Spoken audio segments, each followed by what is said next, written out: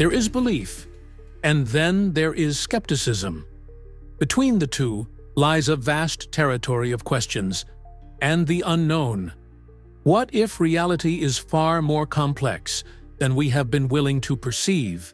What if the stories we dismissed as myth and legend hold the keys to understanding consciousness?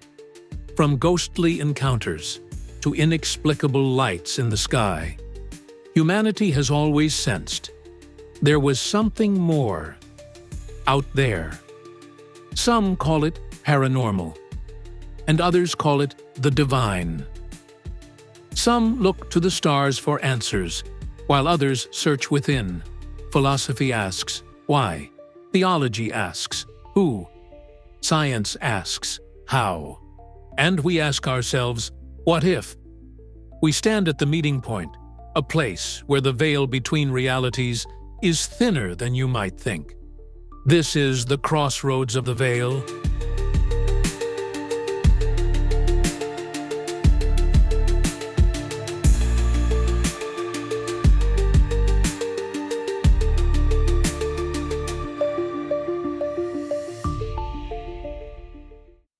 The Jinn are not the benevolent genies of Western fiction, but a parallel creation of smokeless fire, Marjan min nar, existing alongside humanity since the beginning.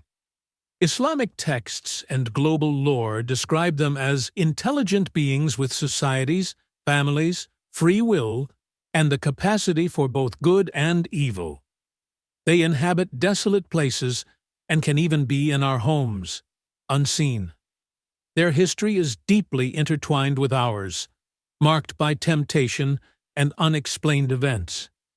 This exploration will delve into scriptures, traditions, historical accounts, and modern reports to understand the true nature and the implications of their world intersecting with ours. Part 1. The Genesis of Smokeless Fire. Imagine a genesis unlike any you've likely considered. Before humanity was molded from sounding clay, a substance tangible, earthy. Before the angels were woven from pure, incorruptible light, another race, another form of sentient life, flickered into being. The foundational texts, the Quran itself, speak of their creation with a stark, elemental power that resonates with primal energy, forged from Marjan min nar, a smokeless flame of fire. Elsewhere, the term used is nar al-samum, a scorching, penetrating fire. Contemplate that origin. Fire, not the comforting, life-giving flame of a hearth, but something untamed, energetic, inherently other.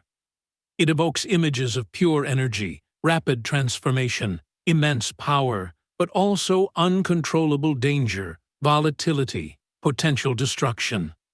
It suggests a state of being less dense than our own, quicker, perhaps capable of phasing, of slipping through the very cracks in our perception of reality. This description, repeated in sacred texts, isn't merely poetic license. It's presented as the literal bedrock of their nature. It's the source of their alleged powers, their capacity for swift movement, their potential for terrifying volatility, and, perhaps, the deep, instinctual root of the fear they so often inspire. This fiery essence fundamentally sets them apart, not human, not angel, but a third, distinct category of intelligent creation occupying a unique, often unsettling niche in the cosmic order. And their very name, Jinn. It stems from the ancient Semitic root jnn, the primary meaning, to hide, to conceal, to cover, to veil. Their defining characteristic, woven into the very fabric of their name, is hiddenness, concealment from our ordinary senses. They belong, tradition dictates, to the realm of the ghaib, the unseen, a dimension, a reality, running parallel to our familiar witnessed world, the Shahada. The scriptures offer a stark, chilling warning regarding their most infamous representative, Iblis, and his kin. They see you from whence you see him not. Read out. They observe us from angles we cannot comprehend. from perspectives forever closed to our limited senses. This inherent invisibility isn't just a passive state of being, it's a profound strategic advantage. It cloaks their actions in mystery, fuels endless speculation about their motives and intentions, and makes any form of defense against potential malevolence incredibly, terrifyingly difficult. How do you guard against a threat you cannot see, cannot detect, until it chooses to manifest? Who are these beings, truly, forever lurking just beyond the periphery of our senses? Their presence felt sometimes as a sudden chill, an inexplicable sense of being watched, a ripple in the fabric of the mundane. What does it truly mean to share a planet, perhaps even the intimate spaces of our homes, with such an ancient, powerful, and fundamentally hidden race? The story begins not with a shout, but with a whisper carried on the heat shimmering from an unseen, unknowable flame. The first tendrils of fear take root here, in the very concept of their unseen genesis. Part 2. Mapping the Invisible Realm. To even begin to comprehend the enigma that is the Jinn, we must first attempt to chart their position within the vast, complex cosmology described in the traditions that acknowledge their existence. Their fiery genesis, as we've established, isn't just a curious detail, it's a fundamental statement of their ontological status, setting them apart from humanity's earthy origins and the angel's luminous essence. Islamic theology generally posits their creation before Adam, suggesting they were the first sentient race to walk this planet. The original inhabitants, whose presence might linger in unseen ways, leaving behind echoes and subtle legacies in the very soil we tread, the air we breathe. But the characteristic that truly defines them, the trait that binds their destiny so tightly, so irrevocably to our own, is ikhtiyar, free will. This is the crucial point of divergence from the angels, who, in Islamic tradition, are typically described as inherently obedient, lacking the capacity to defy the divine will, serving as messengers and agents of God's commands. The Jinn, however, stand alongside humanity at a perpetual, often perilous crossroads. They possess the awesome, terrifying freedom to choose belief or disbelief, obedience or outright rebellion, acts of righteousness or deeds of profound wickedness. This single faculty, this shared capacity for moral choice, makes them mukallaf, morally accountable beings. Their actions carry weight in the cosmic balance. Their decisions have eternal consequences. Just like humankind, they face a final, inescapable reckoning. The concepts of paradise and hell, eternal reward and unending punishment, extend to them. Their ultimate fate, tradition holds, hinges entirely on the path they choose during their existence, an existence believed to be vastly longer than our own fleeting human lifespans, potentially stretching across centuries, perhaps even millennia, giving them ample time to accrue deeds both virtuous and vile. And this free will isn't an abstract philosophical concept. It manifests in a stark, fundamental duality within their race. On one side, there are the righteous, the believing Jinn, often referred to as Muslim Jinn, who may choose to live peacefully, perhaps even offering unseen assistance to humans, aligned in their devotion to the Creator. But the very same freedom gives birth to their antithesis, the Kafir Jinn, the disbelievers, the deniers, the malevolent entities, the forces of chaos and temptation, often grouped under the chilling collective term shayateen, devils, the minions of darkness.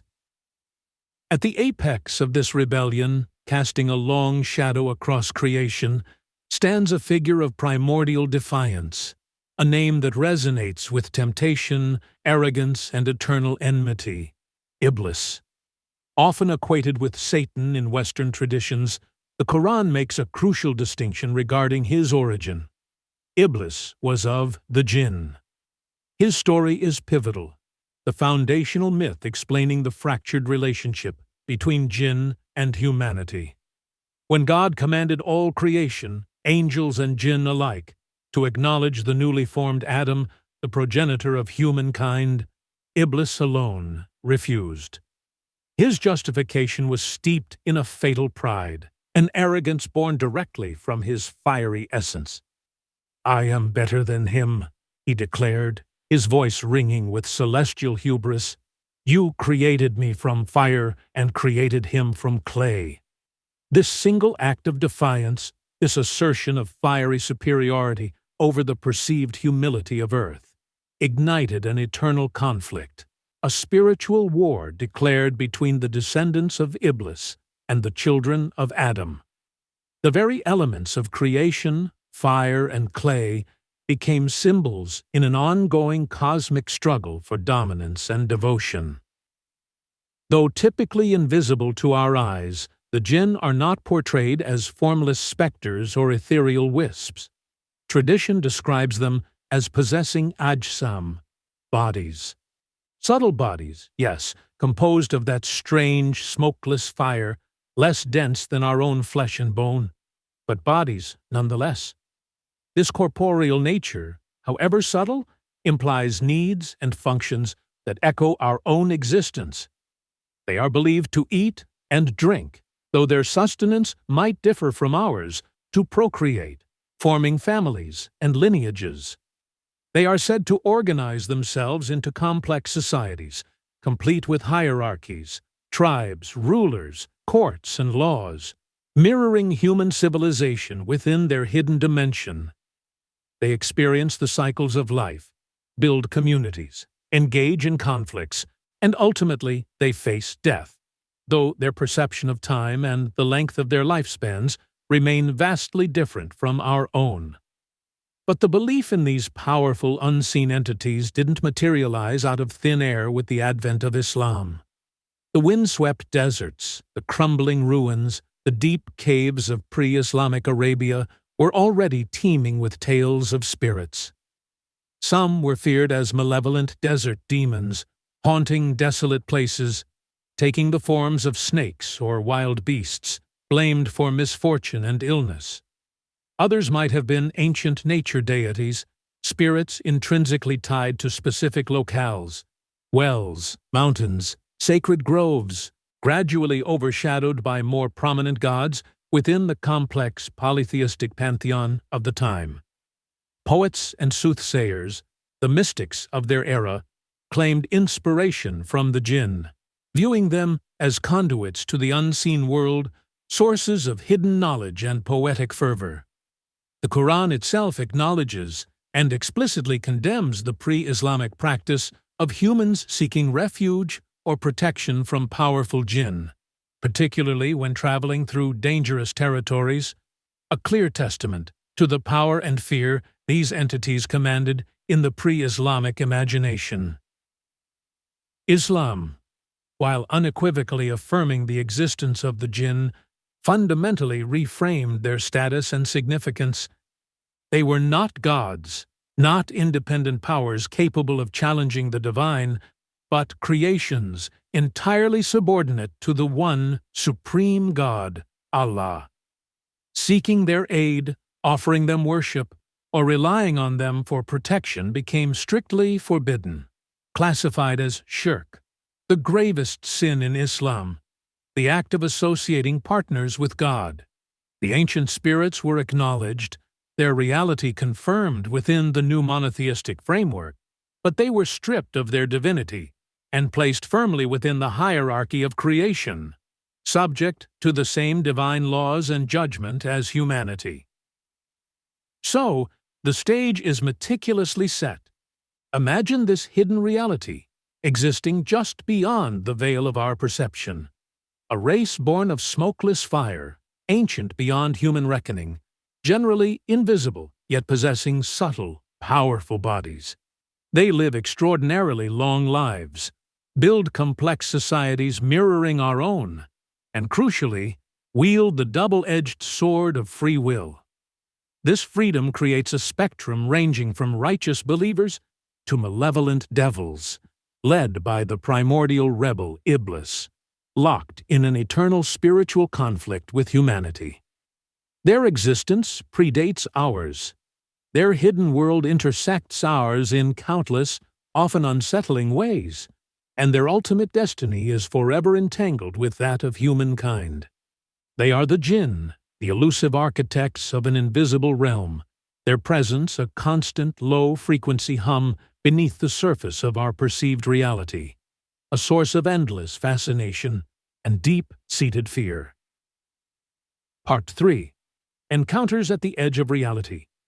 If the Jinn inhabit a realm running parallel to ours, separated only by the thinnest of veils, how often does that veil ripple? How often does it tear?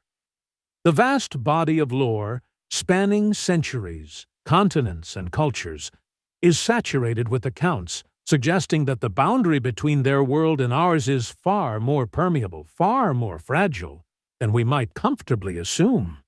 These reported encounters range from the subtly unnerving, a fleeting glimpse, an inexplicable feeling, to the overtly terrifying, hinting at the extraordinary, often frightening powers wielded by these beings of smokeless fire.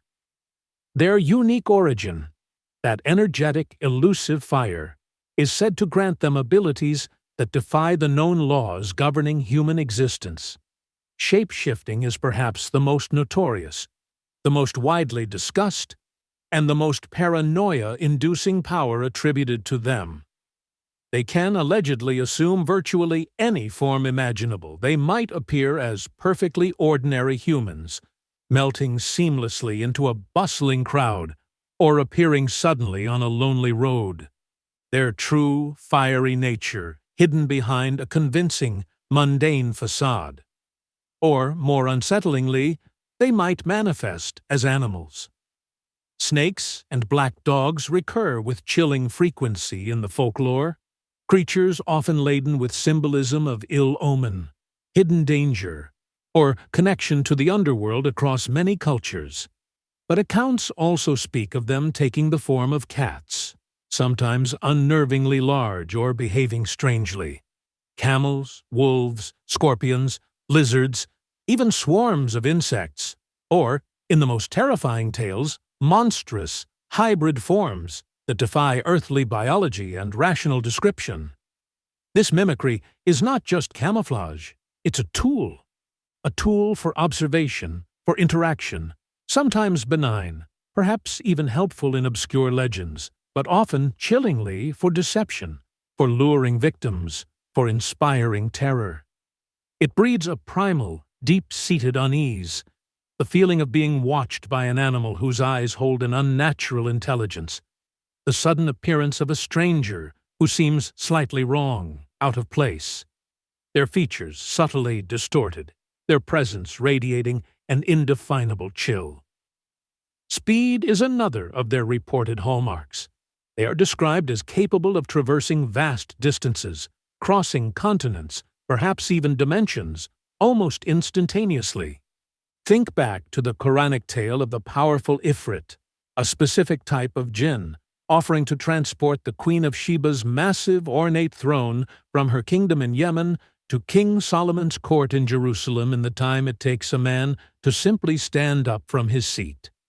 Legends speak of them riding the wind, moving like streaks of shadow, their passage marked only by a sudden gust of cold air, an unexplained disturbance, a fleeting sense of vertigo in those nearby.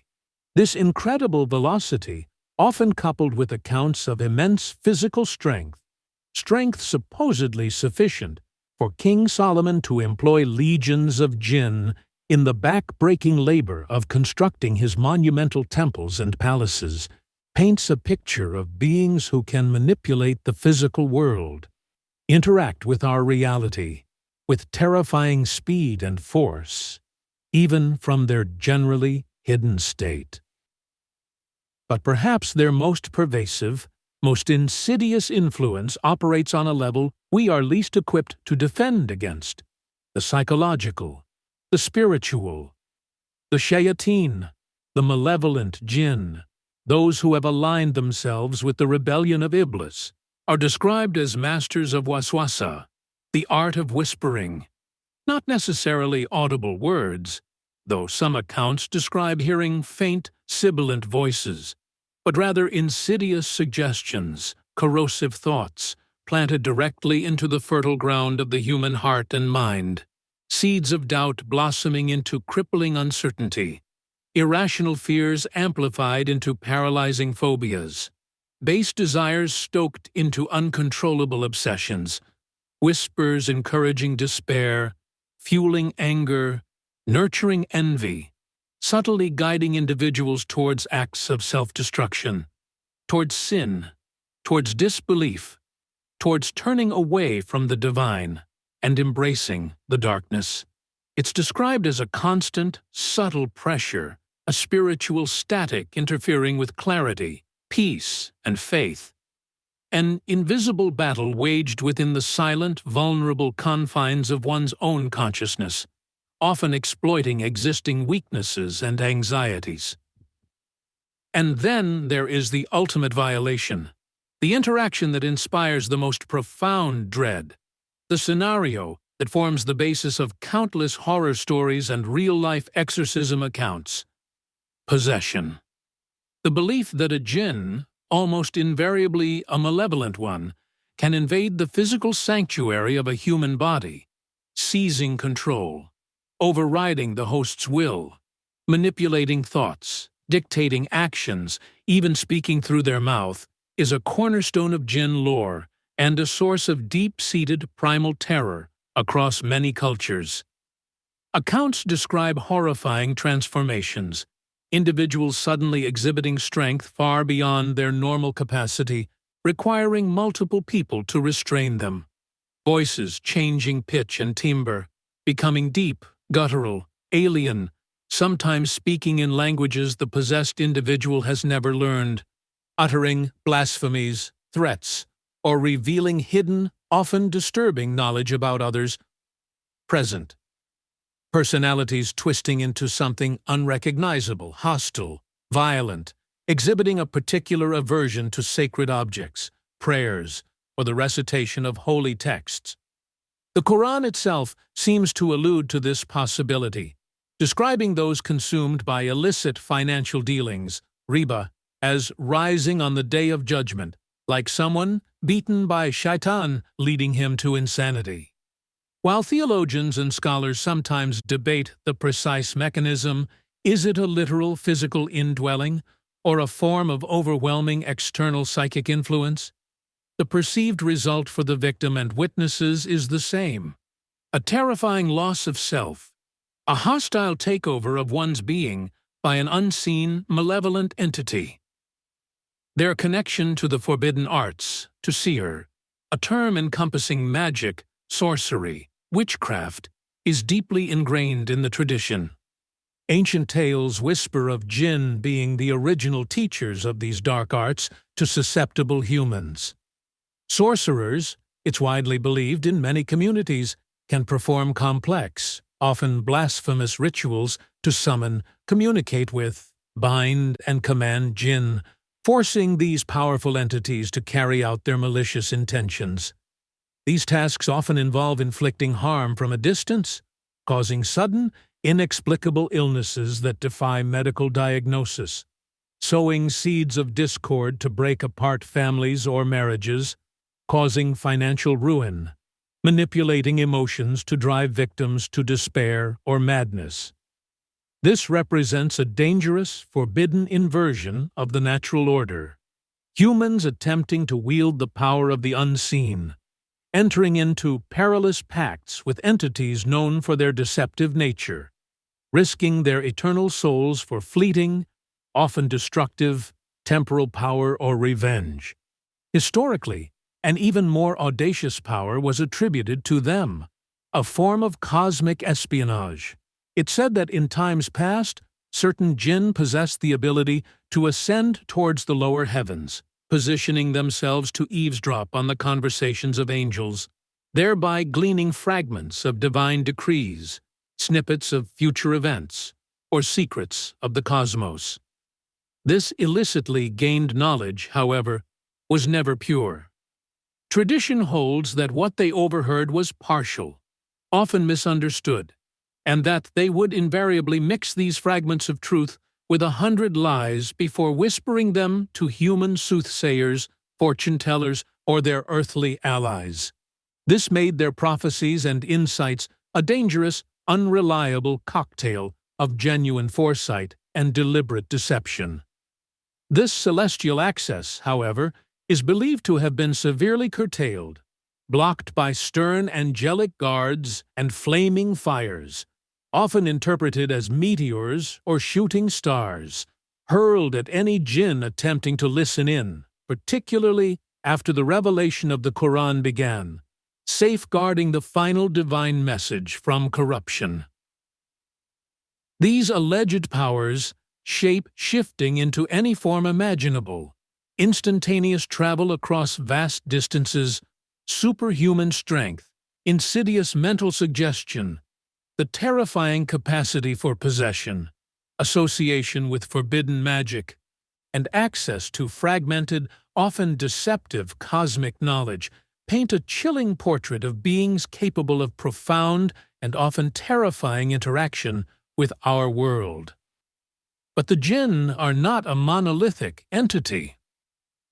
Folklore and tradition, in an attempt to understand and perhaps control the fear they inspire, have categorized them, giving names and specific attributes to different types, different perceived threat levels.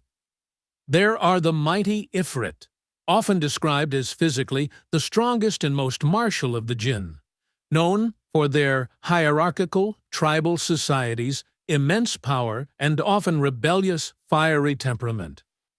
They feature in tales of being commanded by Solomon, but also as formidable adversaries. Then there are the Marid, sometimes considered even more powerful and arrogant than the Ifrit, often associated with water, the seas, and vast oceans.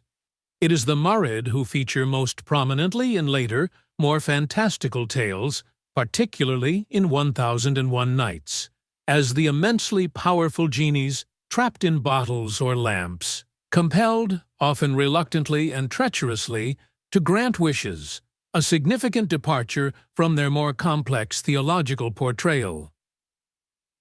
We also encounter the ghoul, or ghoul, terrifying figures primarily of folklore, often depicted as desert-dwelling, cannibalistic shape-shifters. They are said to lure unwary travelers off the path with illusions, mimicking the voices of loved ones, only to reveal their monstrous true form, sometimes described with donkey hooves or bestial features, and devour their victims. They are particularly associated with graveyards, feeding on corpses, embodying fears of death, desecration, and the dangers lurking in desolate places. The Sela represent another folkloric type, often female, described as exceptionally intelligent, seductive, and treacherous shapeshifters, masters of illusion and trickery, using their wits rather than brute force to achieve their sinister aims. And then there is the unique concept of the Qarin, a personal jinn companion, an invisible twin assigned by God to every single human being at the moment of birth. This entity remains with the person throughout their life, constantly whispering, observing. The Qarin can be a source of temptation, urging its human counterpart towards evil, reflecting the whispers of the shayateen. However, tradition also holds that, like other jinn, the Qarin possesses free will and can potentially be influenced towards good, even converting to Islam, as is related about the Prophet Muhammad's own Qarin. This concept introduces an unsettling intimacy, the idea of a personal, unseen entity constantly present, privy to one's innermost thoughts and struggles. This complex taxonomy, these varied and often terrifying powers, these chilling accounts of interaction, they reveal more than just a collection of monster stories. They reflect deep-seated, perhaps universal human anxieties about the unseen, about vulnerability, about the hidden forces that might influence our lives, our thoughts, our fortunes, beyond our comprehension and control. They populate the edges of our maps, the liminal zones where the mundane world frays into the uncanny, the crumbling ruins heavy with the weight of forgotten history, the vast, intimidating emptiness of deserts where civilization's grip loosens, the ritual impurity of graveyards and bathrooms, the simple threshold of a doorway marking the boundary between inside and outside, safety and exposure. These are the places where the veil between worlds is perceived to be thinnest, where the laws of ordinary reality seem suspended, making encounters with the Jinn feel most plausible, most threatening. Belief in Jinn, therefore, often becomes a narrative framework, a culturally sanctioned way to explain the inexplicable. The sudden onset of a baffling illness, a devastating string of misfortunes, the oppressive feeling of a malevolent presence in an empty room, the shadow that flickers insistently at the edge of vision, the voice that whispers doubts in the dead of night. It is in these moments of fear, uncertainty, and profound vulnerability where the possibility of an encounter, an intrusion from the world of smokeless fire, feels most terrifyingly, suffocatingly imminent. And it is precisely here, facing this perceived threat from the unseen, that humanity has always sought refuge, turning desperately to sacred words, ancient protective rituals, and the enduring power of faith as shields against the encroaching, formless darkness. Part 4. The Battle for Soul and Sanity. This is the breaking point, the fulcrum upon which the narrative teeters, the moment the creeping dread, the subtle influence, the unsettling encounters erupt into direct, terrifying confrontation. This is the climax in the long, shadowed, often bloody history of Jinn-human interaction, the horrifying spectacle of possession, the desperate, faith-fueled counterattack of exorcism, the stark, undeniable manifestation of unseen malevolence, and the chilling ways these ancient fears continue to echo, mutate, and find new expression even in our supposedly rational, technologically advanced world.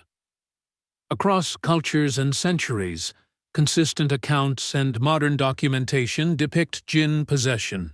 An invisible force besieges a person, causing violent convulsions beyond their physical capacity, often requiring multiple people to restrain them. Their voice distorts into something inhuman, possibly speaking unknown languages or revealing hidden information. Their eyes display an alien intelligence filled with hatred and cunning, violently reacting to sacred objects, holy water, and sacred words. This chilling scene represents the ultimate intrusion, where the barrier between worlds is broken, allowing an ancient, hostile entity to cross over. Why does this ultimate violation occur? The reasons offered within the traditions are varied, complex, and uniformly unsettling.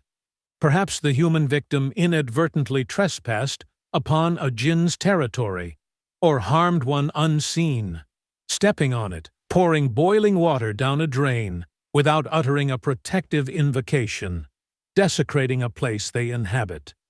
The Jinn, in this case, seeks vengeance, often disproportionate to the offense. Perhaps a sorcerer driven by malice, jealousy, or payment from an enemy has performed black magic, dispatching a powerful, malevolent Jinn specifically to afflict the target, binding the entity to its destructive task. Perhaps the Jinn, simply seeing the human, was overcome with lust or envy, desiring the person for itself, leading to a possessive, parasitic attachment. Or perhaps, most chillingly, it's simply the inherent enmity, the ancient spiritual war declared by Iblis manifesting in its most direct and brutal form, a calculated attempt by the shayateen to destroy a human life, to shatter their faith, to drive them to madness, despair, and ultimately damnation. Here, the conflict transcends mere misfortune or psychological distress. It becomes a desperate, terrifying battle for the very essence of the self, for the continuity of consciousness, for sanity, for the soul itself. And the primary weapon deployed in this spiritual warfare, the established, divinely sanctioned countermeasure within Islamic tradition, is Rukia. Forget the sensationalized exorcisms of Hollywood films, often involving elaborate rituals and dramatic confrontations. Rukia Shari'iyya, or legitimate Rukia, is a practice deeply rooted in faith, an exorcism enacted primarily through the perceived power of divine words. The Raqi, the practitioner, often a pious individual known for their knowledge of the Quran, the Sunnah, prophetic traditions, and spiritual discernment, confronts the possessing entity not with arcane symbols or complex incantations, but with the direct, unadulterated Word of God. The core of the practice involves the focused, deliberate recitation of specific Quranic verses over the afflicted person. Key passages are believed to resonate with immense spiritual power. Surah Al-Fatiha, the opening chapter, considered the mother of the book. Ayat al-Kursi, the magnificent verse of the throne, Quran 2, 255, a powerful declaration of God's absolute sovereignty, knowledge, and power. The final 3 chapters, Surah Al-Ikhlas, affirming God's oneness, Surah Al-Falaq, seeking refuge from mischief created, and Surah An-Nahl, seeking refuge from the whispering evil, collectively known as the Mu'awwidhatayn, the verses of seeking refuge. These words, believed by Muslims to be the literal speech of God, are recited with clarity, conviction, sometimes accompanied by a light blowing towards the afflicted, believed to carry the blessing of the recitation, or recited over water or olive oil which is then ingested or applied to the body, carrying the healing properties internally or externally. The underlying theological principle is absolute and unwavering. The healing, the expulsion of the entity, comes only from Allah, the Creator. The Rukia, the recitation, the practitioner themselves, are merely the means, sabab, the conduit through which divine power is invoked and manifested. Accounts of Rukia sessions often describe dramatic, sometimes violent, reactions from the possessed individual, screaming, thrashing, weeping, the entity within them seemingly tormented, weakened, burned by the sacred words.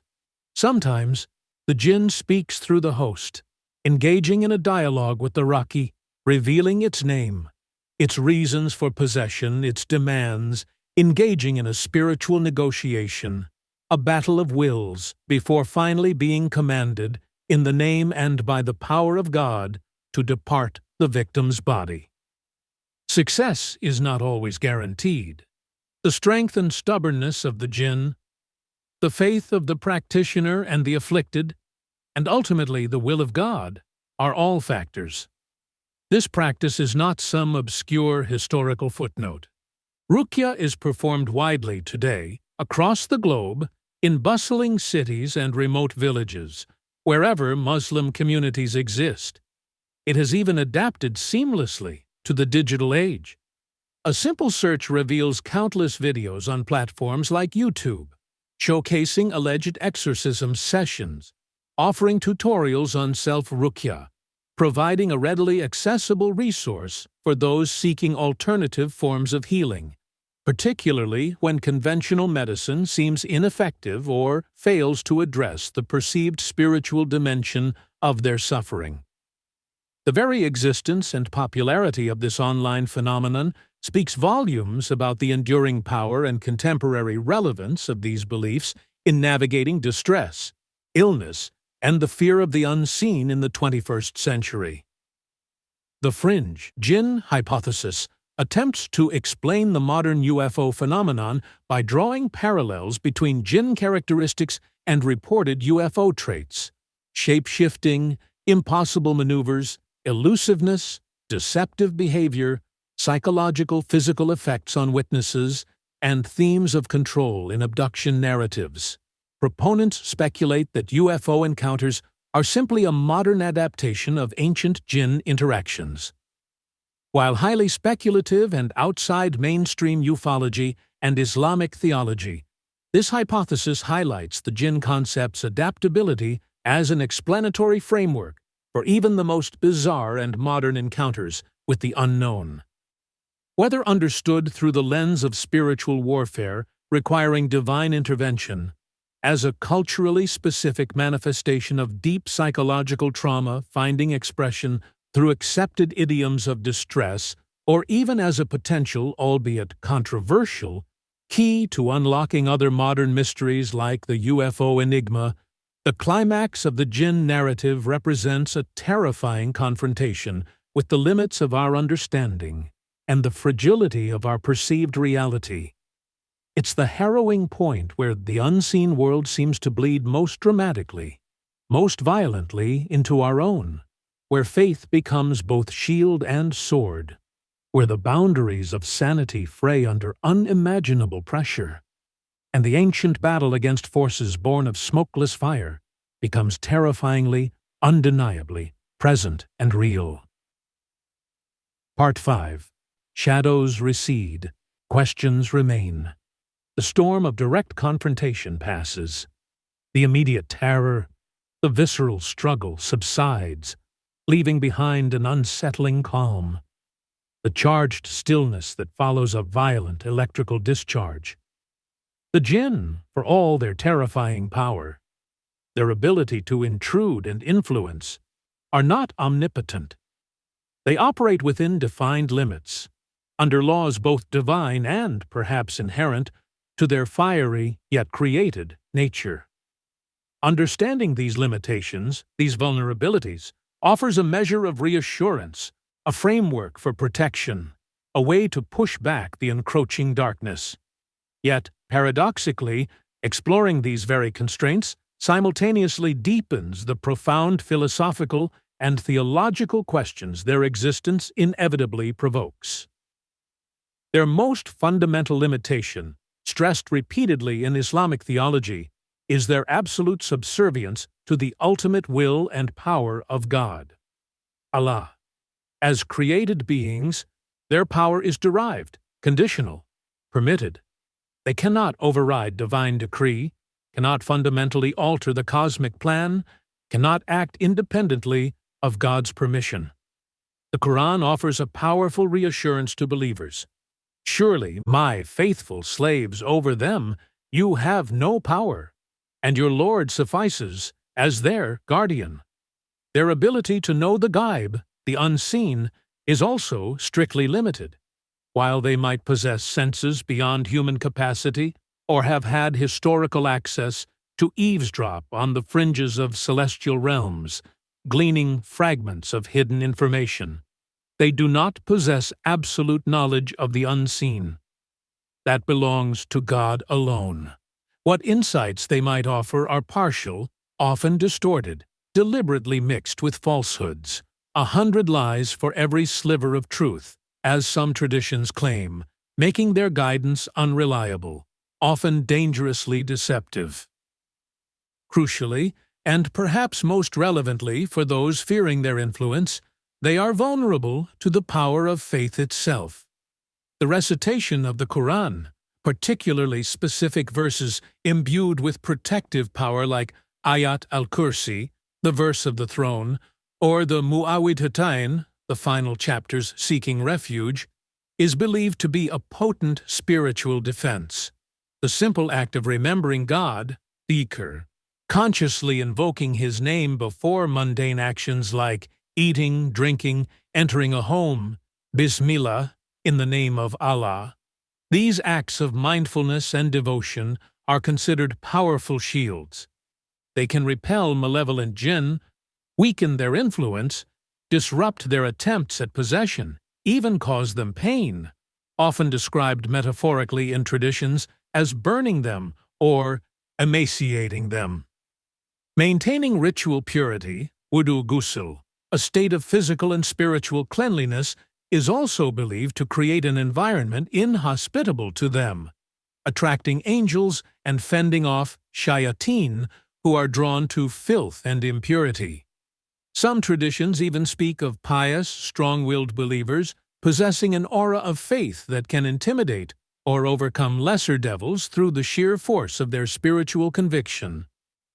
Their corporeal nature, however subtle and fiery, also imposes significant limitations. They are not immortal in the absolute sense. They experience life cycles. They age, and they eventually die, though their lifespans are vastly longer than ours. When they choose to manifest in a physical form, taking the shape of a snake, a dog, a human, or any other creature, they become subject, at least partially, to the physical laws and vulnerabilities governing that form. A jinn manifesting as a venomous snake can potentially be killed like any snake, though caution and warnings are often advised, acknowledging the possibility of harming an innocent or resident jinn. Their historical ability to eavesdrop in the heavens is now, according to Scripture, severely restricted, guarded by celestial sentinels and shooting stars hurled at intruders. They cannot create from nothing. They can only manipulate, transform, influence, or build upon what God has already created. They cannot perfectly replicate the exact form of the Prophet Muhammad, a specific divine safeguard against ultimate deception through mimicry. These weaknesses and limitations frame the jinn not as unstoppable, omni-malevolent demons of pure nightmare, but as powerful, often dangerous, yet ultimately finite and constrained beings operating within a larger, divinely ordained cosmic order. Their existence, however, even with these constraints, forces a reckoning with some of the most challenging, most persistent philosophical and theological quandaries that have echoed through centuries of Islamic thought and resonate with similar debates in other traditions. Their possession of free will, parallel to humanity's, places them squarely in the midst of the age-old complex theological debate concerning free will versus divine predestination. If God possesses perfect foreknowledge of all events, past, present, and future, and if His will ultimately governs all occurrences, how can any creature, human or jinn, exercise genuine, meaningful choice? How can they be held truly accountable for actions that were, in some sense, already known or decreed? This tension has fueled centuries of intense intellectual struggle among various Islamic schools of thought, the Qadariyya emphasizing human and jinn freedom, the Jabriya stressing absolute divine compulsion, and the mainstream Ash'ari and Maturidi schools attempting intricate theological syntheses to reconcile divine omnipotence with creaturely responsibility. The jinn are not merely passive subjects of this debate. Their choices, their capacity for belief and rebellion, make them active participants in this profound theological equation. Their capacity for evil, embodied most starkly by Iblis and the legions of shayateen, who actively tempt humanity towards sin and disbelief, inevitably raises the timeless, agonizing problem of theodicy. Why does a perfectly good, all-powerful, all-merciful God permit the existence and actions of such malevolent entities? Why allow temptation, suffering, and the potential for damnation? Islamic theology offers several interconnected perspectives. Evil arises as a necessary consequence of the gift of free will. Without the choice to do wrong, the choice to do right loses its meaning. The role of the tempter, Iblis Shaitan, is permitted by God as a test, a crucible through which human faith, sincerity, and resilience are forged and proven.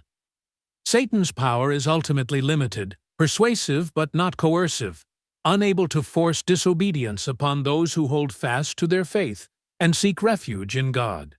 The existence of evil jinn is thus woven into a larger divine narrative encompassing trial, accountability, the refinement of souls, and the ultimate, inevitable triumph of divine justice. Furthermore, the very concept of an intelligent, conscious, non-human race sharing our moral plane, created by the same God and subject to the same ultimate judgment, fundamentally challenges purely human-centered, anthropocentric views of the universe. It posits a cosmos far richer, far more diverse in its forms of sentience and consciousness than our limited perspective might suggest. It expands the scope of moral and theological consideration beyond the purely human sphere, prompting reflection on the nature of being itself, the vastness of creation, and humanity's specific, yet not necessarily exclusive, role within it. Analyzing the potent symbols consistently associated with the jinn further illuminates their deeper meaning, and the cultural anxieties they often represent. The smokeless fire of their origin speaks volumes about their energetic, volatile, elusive, non-earthly essence, contrasting sharply with our own grounded, earthy nature. The desolate, liminal places they are said to haunt, the crumbling ruins heavy with the ghosts of history, the vast, intimidating emptiness of deserts, the ritually impure spaces like graveyards and bathrooms, the simple threshold marking the boundary between safety and exposure. These are powerful symbols of liminality itself, the dangerous, ambiguous zones between the known and the unknown, the civilized and the wild, the past and the present, the seen and the unseen. Consider again the genealogy observed in Delhi. Jinn dwelling in medieval ruins become living conduits, connecting people across vast gulfs of time, preserving marginalized histories and alternative narratives of sovereignty against the homogenizing erasures of the modern state. They literally embody the spirit of place, the persistence of the past, and the power residing in forgotten landscapes. The animal forms they frequently assume, the snake, the black dog, tap into ancient cross-cultural archetypes representing hidden knowledge, primal forces, danger, transformation, loyalty, and the underworld. Their fundamental invisibility serves as a constant, potent reminder of the gabe, the reality that exists beyond our senses, the inherent limitations of human perception and knowledge, and the hidden power, both creative and destructive, that might operate just outside our field of vision, influencing our lives in ways we can barely comprehend. So, as the immediate intensity of the climax fades, the falling action leads us not to simple resolution, but into deeper, more complex contemplation. The jinn are contained, yes, by divine law, by the power of sincere faith, by their own inherent limitations, but the mystery of their existence, their true nature, their complex and often fraught relationship with humanity, and the profound philosophical and existential questions they force us to confront. These things linger, casting long, intricate shadows, etched into the very fabric of theology, folklore, and the persistent, unsettling human intuition that the world is far stranger, far deeper, and perhaps far more populated than it appears on the surface. Part 6. Weaving Threads of Belief and Experience. We've journeyed through the labyrinthine corridors of ancient scriptures, navigated the fog-laden landscapes of folklore, listened to the chilling whispers of personal accounts, and grappled with the complex arguments of theology and philosophy. Now, here at the crossroads, we attempt to weave these disparate, often contradictory threads together. The goal isn't to capture the jinn themselves. They remain, by definition, elusive, but to achieve a clearer resolution, a deeper understanding of the intricate, multi-layered tapestry of belief that surrounds them. What emerges with striking clarity is a remarkable consensus on the core elements, a foundational framework echoed across diverse sources, from the verses of the Quran and the sayings of the Prophet Muhammad, the Sunnah, through centuries of scholarly interpretation, into the vibrant narratives of cultural folklore, and even reflected in paranormal interpretations rooted within the Islamic tradition.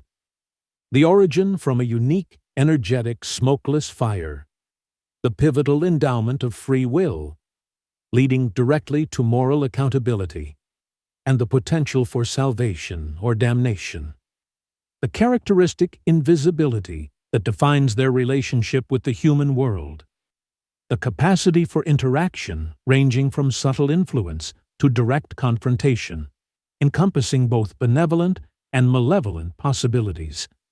And the fundamental division within their race between believers, Muslim Jinn, and disbelievers, Kafir Jinn, including the shayateen. These points form a consistent, stable anchor. Yet, the divergences from this core are just as significant, perhaps even more revealing, highlighting the concept's incredible adaptability and the myriad ways human cultures and individuals engage with the unsettling idea of the unseen. The literalness attributed to their powers and interactions is a major fault line. Theology, interpreting scripture and prophetic traditions, affirms abilities like shape-shifting and the possibility of possession. Folklore, however, often takes these concepts and stretches them into the realm of the fantastical, amplifying powers, creating archetypes like the subservient, wish-granting genie bound to a lamp, a figure bearing little resemblance to the theologically defined jinn who possess independent will and are subject to divine law, not human command. This divergence between the genie of popular Western imagination and the jinn of Islamic tradition is stark and often leads to significant misunderstanding. Meanwhile, modern academic disciplines like psychology and anthropology approach phenomena like jinn possession from entirely different perspectives. They might interpret these experiences metaphorically, viewing them as culturally specific idioms of distress, accepted ways within a society to express profound psychological suffering, trauma, or social anxieties. They note the significant overlap between the symptoms often attributed to jinn possession, erratic behavior, personality changes, auditory hallucinations, physical complaints, and the diagnostic criteria for recognized mental health conditions such as psychosis, schizophrenia, dissociative identity disorder, hysteria, epilepsy, or severe anxiety disorders. This doesn't necessarily negate the believer's experience, but reframes it within a different explanatory model. Contemporary attempts to bridge the gap between ancient belief and modern science, such as the speculative analogy linking the jinn's fiery bodies and reported abilities, invisibility, rapid movement, electromagnetic interference, to the properties of plasma physics, represent yet another interpretive path. These efforts seek to find validation for traditional concepts within the language of contemporary science, but often do so by stripping the jinn concept of its rich theological, moral, and cultural context, reducing it to a potentially misunderstood natural phenomenon. Perhaps the most fascinating dynamic is the ongoing interplay, the push and pull between formal religious doctrine, official Islam, and the lived realities of popular belief and practice, folk Islam. While orthodox Islamic theology strictly condemns seeking aid, knowledge, or power from jinn, viewing such acts as a dangerous slide towards shirk, associating partners with God, folk traditions across the Muslim world are replete with stories that navigate this forbidden territory. Tales abound of human jinn bargains, magical rituals designed to command or bind jinn, with King Solomon often cited as the ultimate divinely sanctioned master of Jinn. Amulets worn for protection against Jinn, but sometimes believed to derive power from them, and even narratives of intimate relationships, marriage, and the birth of hybrid offspring between humans and Jinn. This persistent tension reveals a deep-seated human fascination with the supernatural, the allure of hidden power, and the complex ways individuals negotiate the boundaries between prescribed religious law and the perceived exigencies and possibilities of everyday life, especially when faced with suffering or the desire for control over unseen forces. Culturally, belief in Jinn serves vital, multifaceted functions.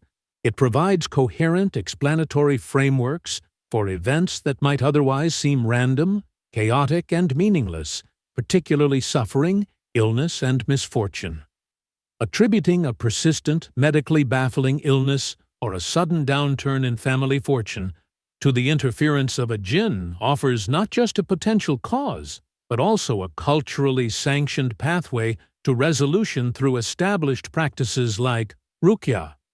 This process can restore a sense of agency, order, and meaning in the face of overwhelming adversity.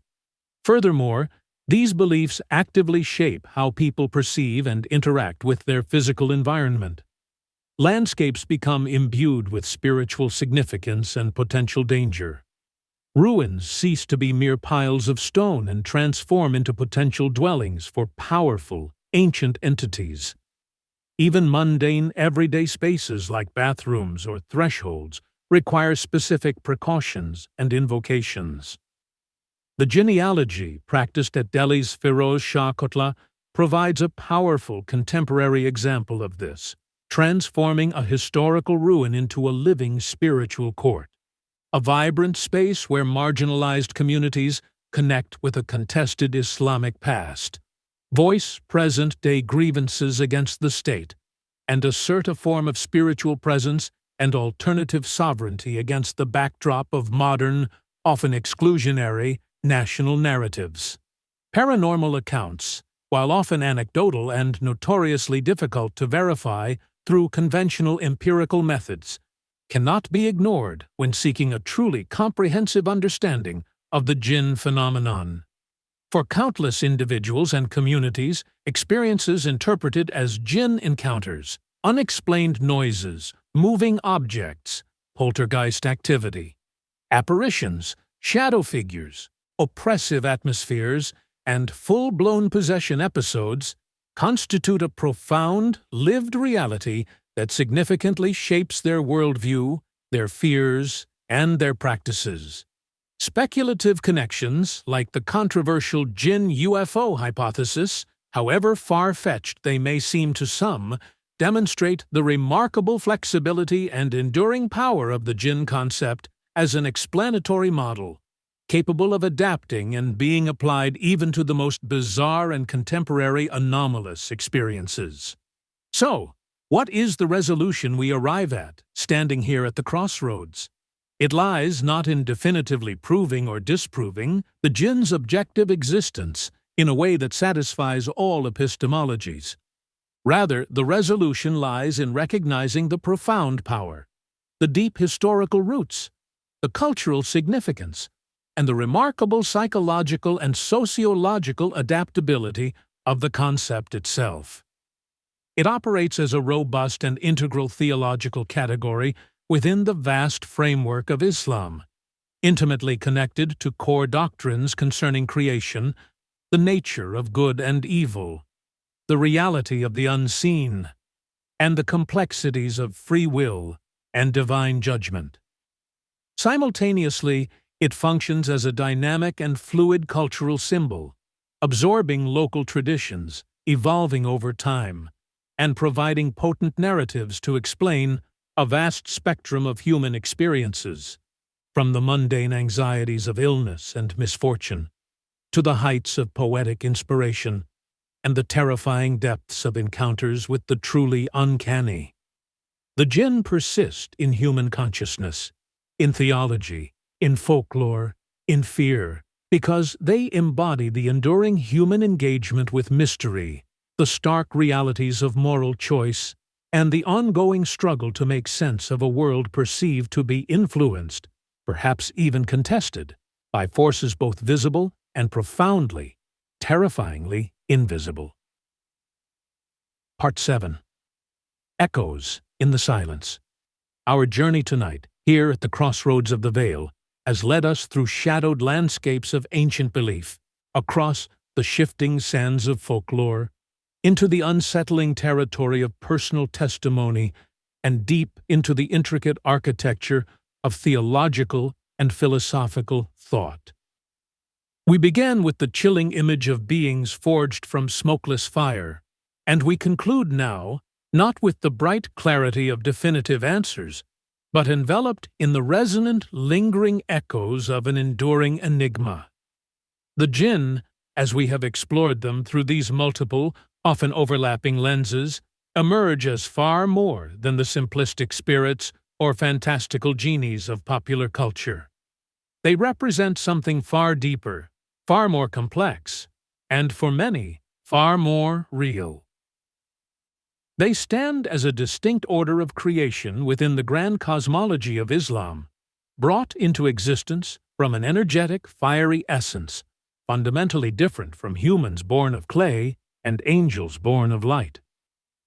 Crucially, they share with humanity the pivotal gift and the profound burden of free will. This capacity for choice makes them moral agents, accountable for their actions before the Creator, destined, like us, for an ultimate judgment, their eternal fate hanging in the balance. Their world exists as a hidden dimension, running parallel to our own, generally unseen yet capable, according to millennia of tradition, of intersecting with human lives in ways that inspire both profound faith and paralyzing fear. From the primordial rebellion of Iblis, their most infamous representative, casting a long shadow of temptation and spiritual conflict across human history, to the terrifying potential for violation through possession, and, conversely, the solace and protection sought through the sacred, divinely revealed words of Rukia. The narrative of the Jinn is deeply, inextricably interwoven with the human story. We've seen how belief in these entities provides powerful, culturally resonant frameworks for understanding suffering, misfortune, and the seemingly inexplicable twists of fate that shape human lives. We've witnessed how these beliefs actively shape cultural landscapes, imbuing ancient ruins, desolate deserts, and even everyday spaces with potent spiritual significance and potential danger. We've explored how these traditions can become living tools for negotiating history, preserving memory, and asserting identity, particularly for marginalized communities navigating the complexities of the modern world, as powerfully illustrated by the concept of genealogy. The Jinn concept demonstrates remarkable resilience, proving itself capable of adapting across vast stretches of time, diverse cultural contexts, and even profound technological shifts, finding expression from ancient oral traditions whispered around desert campfires to the viral videos and online forums of the digital age. The contradictions and divergences we encountered throughout this exploration, the significant gap between austere theological definitions and the vibrant, often fantastical elaborations of folklore, the persistent tension between literal interpretations of phenomena like possession and the nuanced perspectives offered by psychology or metaphorical analysis, the ongoing dialogue, sometimes collaborative, sometimes conflicting, between ancient beliefs and modern scientific or paranormal speculation. These complexities do not diminish the Jinn's significance. Rather, they underscore the concept's richness, its depth, its capacity to hold multiple, overlapping, sometimes even contradictory, meanings simultaneously for different people, in different times, facing different circumstances. Ultimately, the Jinn stand as powerful symbols of the boundary itself, the fragile, shifting boundary between the known and the unknown, the material and the immaterial, the seen and the profoundly unseen. They embody the persistent mysteries that lie just beyond the comfortable limits of our empirical senses, forcing us, if we dare to listen to the echoes, to confront challenging questions about the true nature of reality, the inherent limitations of human knowledge and perception, and the unsettling, perhaps exhilarating possibility that we share this existence, this planet, perhaps even this universe, with intelligences vastly different from our own, operating according to rules we barely comprehend. Whether one ultimately understands them as literal beings of smokeless fire, as potent cultural archetypes embodying deep-seated human fears and desires, as metaphors for the hidden, often untamed aspects of the human subconscious, or perhaps as something stranger still, eluding all our categories, the Jinn continue to exert a powerful, undeniable influence. Their presence echoes in the quiet spaces between thoughts, in the unexplained occurrences that disrupt the mundane, in the deep-seated, cross-cultural human intuition that the world is far more complex, far more mysterious, and perhaps far more populated than our everyday assumptions allow. They remain an integral part of a vast and intricate worldview, a fiery question mark hanging, unseen, unresolved, in the very air we breathe. They are the enduring enigma. As we step back from the crossroads, remember, the veil between the known and unknown is thinner than we think. But the story doesn't end here. This is just the beginning. Because what we explore here is not just about the phenomena, but the journey that we are all on, searching for meaning and our purpose in life, seeking the knowledge and the wisdom to solve the deeper mysteries in our universe and to find and fulfill our destiny. Unexplained sightings, spirits, and science. They are all connected, and they have been interwoven into the grand tapestry of life. So remember, keep pulling at the threads, because this has been the Crossroads of the Veil.